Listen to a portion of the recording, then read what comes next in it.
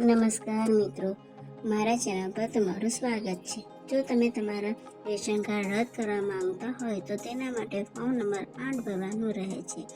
આ ફોર્મ નિઃશુલ્ક ઉપલબ્ધ છે। એમાં જરૂરી વિગતો ભરી સંબંધિત કચેરીમાં જમા કર્યા બાદ રેશન કાર્ડ રદ કરવાની કાર્યવાહી કરવામાં આવે છે। તો ફોર્મ ક્યાં મળશે? અન્ય નાગરિક પુરવઠા વિભાગની સત્તાવાર વેબસાઇટ પરથી ફોર્મ નંબર 8 ડાઉનલોડ કરી શકે છે।